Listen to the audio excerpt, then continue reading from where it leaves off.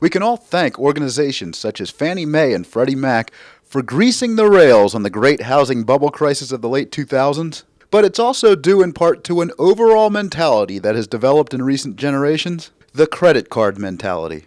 When my girls were in college, they got credit cards in the mail.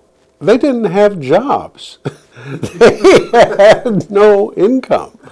Why would a bank give a person with no job, no income, a credit card? In past generations, consumers purchased high-priced items on layaway. Years ago, around January, people would open bank accounts that were called Christmas Club accounts.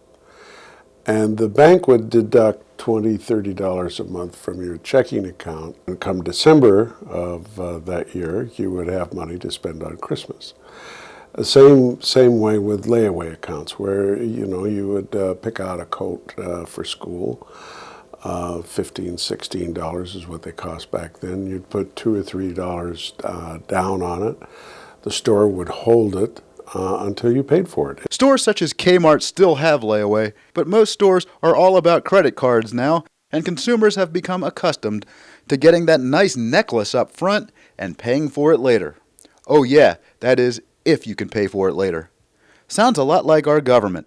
A number of big government programs have had a high price tag up front. Let's face it, that high-priced necklace probably wasn't really needed. That's also the case with some of these high-priced government programs. The Department of Education does not educate one child.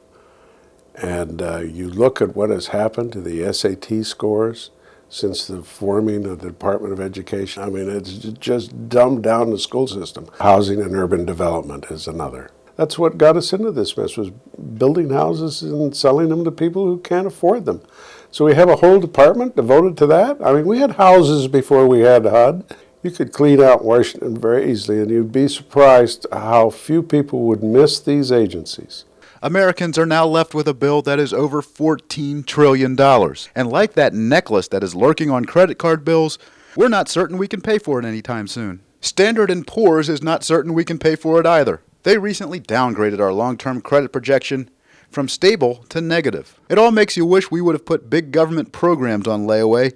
Even better, we should have put Fannie and Freddie on layaway. Fannie and Freddie were quasi-government. They weren't real government, although wink, wink, nudge, nudge, everybody knew that if they went under, the federal government would pick up the tab. In other words, the taxpayers would pick up the tab.